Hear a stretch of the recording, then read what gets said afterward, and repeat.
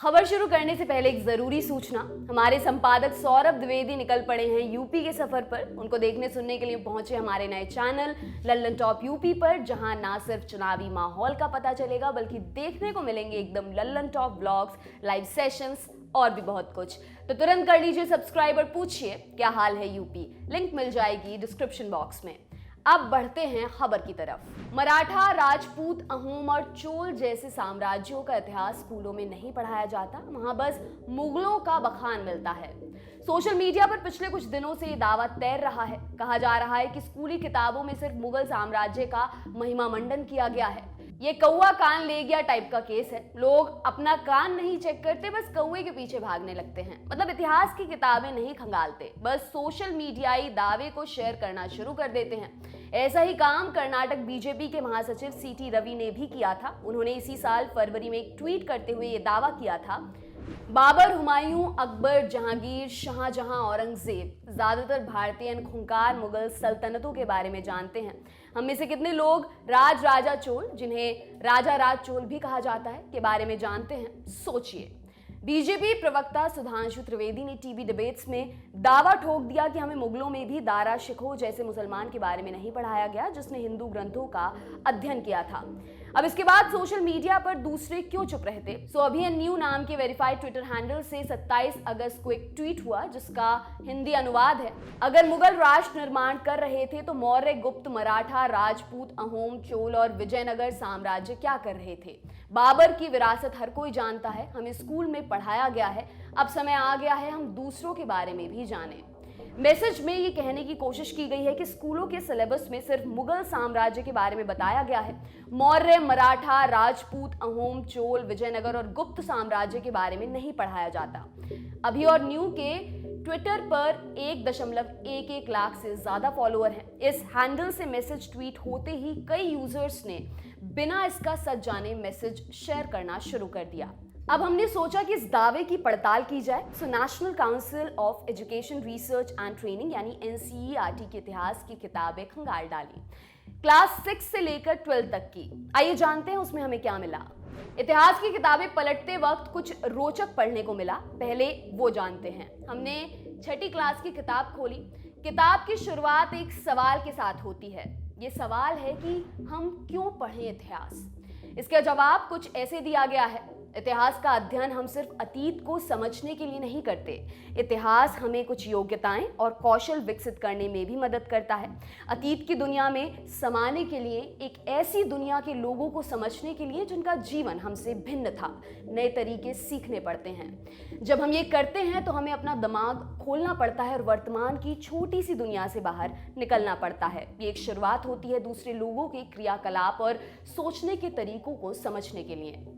इसलिए अपने कंधे झटकने के पहले तुम स्वयं से एक सवाल पूछो, क्या मैं ये जानना चाहता हूँ कि मैं कौन हूँ? क्या मैं ये समझना चाहता हूँ कि समाज कैसे चलता है? मैं जिस दुनिया में हूँ क्या उसे मैं जानना चाहता हूँ?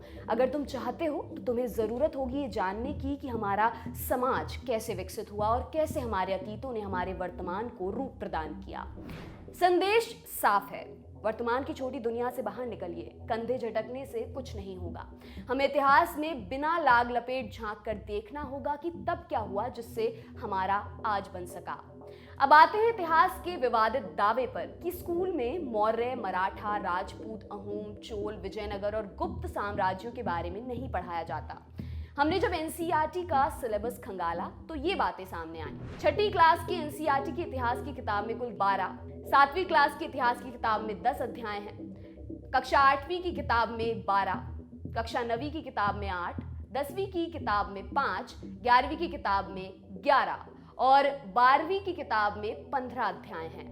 इनमें से सीधे तौर पर मुगल साम्राज्य और इस्लाम के बारे में सिर्फ 3 चैप्टर बात करते हैं। कक्षा 7वीं की किताब हमारे अतीत 2 में 2 चैप्टर, दिल्ली के सुल्तान और मुगल साम्राज्य, और कक्षा 11वीं की किताब में 1 चैप्टर, इस्लाम का उदय और विस्तार मिलता है। मुगल साम्राज्य चैप्टर के कुल 15 पेजों में औरंगजेब तक के मुगल शासनकाल के बारे में बताया गया है। दिल्ली के सुल्तान नाम के चैप्टर में दिल्ली के सुल्तानों का जिक्र हुआ है। इसमें कहानी राजपूत वंश से शुरू होकर फिरोज शाह तुगलक तक जाती है। एनसीईआरटी की छठी क्लास में इतिहास की किताब हमारे अतीत एक के नाम से पढ़ाई जाती है। इस किताब में राजा के शासन वाले साम्राज्यों के अलावा अन्य तरह की व्यवस्थाओं जैसे जनपद और महाजनपद के बारे में भी बताया गया है। छठे चैप्टर में बताया गया है कि 2500 साल पहले मगध भारत का सबसे शक्तिशाली जनपद बन गया था। यही नहीं, इस किताब के 8वें चैप्टर में सिर्फ सम्राट अशोक और उनके साम्राज्य मौर्य के बारे में बताया गया है। इसी किताब के 11वें चैप्टर नए साम्राज्य और राज्य में समुद्रगुप्त के साम्राज्य के बारे में भी विस्तार से बताया गया है। इतिहास की शुरुआती किताब में ही सम्राट अशोक के बारे में तफसील से बताया गया है।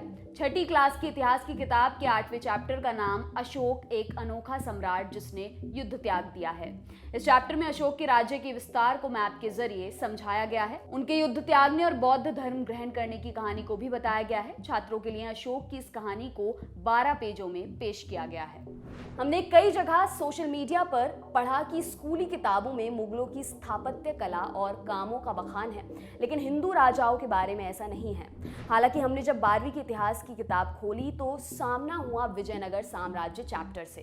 ये 12वीं की किताब का 7वां चैप्टर है। इसमें विजयनगर साम्राज्य के बारे में 26 पेजों में बताया गया है। इसी तरह से कक्षा 7वीं के चैप्टर 2 में चोल राज्य के बारे में बताया गया है। इसमें राष्ट्रकूट राजाओं के बारे में भी जानकारी दी गई है। इस चैप्टर का नाम है नए राजा और उनके राज्य। एनसीईआरटी की 12वीं क्लास की इतिहास की किताब भारतीय इतिहास के कुछ विषय 2 में 14वीं शताब्दी से 16वीं शताब्दी तक चले विजयनगर साम्राज्य के बारे में बताया गया है। इसके बाद वाले चैप्टर में मुगल साम्राज्य का जिक्र किया गया है। जहां तक बात मराठा और राजपूतों के इतिहास की है तो एनसीईआरटी की क्लास 6ठी और 7वीं की इतिहास की किताबों में इसके बारे में भी बताया गया है।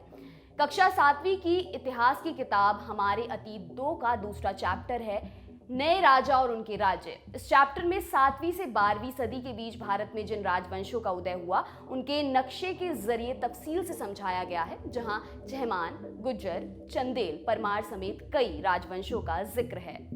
इसी किताब के 10वें चैप्टर में मराठा साम्राज्य के बारे में भी बताया गया है। ये चैप्टर खास तौर पर उन साम्राज्य के उदय के बारे में बताता है जिनके आने से मुगल साम्राज्य की सीमाएं छोटी होने लगीं और उसके सामने वजूद का संकट खड़ा हो गया। तो ये साफ है कि स्कूलों की इतिहास की किताबों में सिर्फ मुगल नहीं बल्कि मराठा, अशोक, राजपूत और अन्य राजाओं और राजवंशों को कवर किया गया है। तो अगली बार कोई भी आपसे इतिहास की बात करे उससे पहले एनसीईआरटी के सिलेबस में इतिहास की किताबें पढ़ जाइए। यकीन मानिए आप अपने बचपन में गोते तो लगाएंगे ही, साथ में ऐसी जानकारी भी चुनकर लाएंगे जो आपको झूठ और सच का फैसला करने में मदद करेगी। आपके लिए तमाम जानकारी लाए हैं हमारे साथी अमित। मेरा नाम है दिव्यांशी। देखते रहिए दी लल्लन टॉप। शुक्रिया।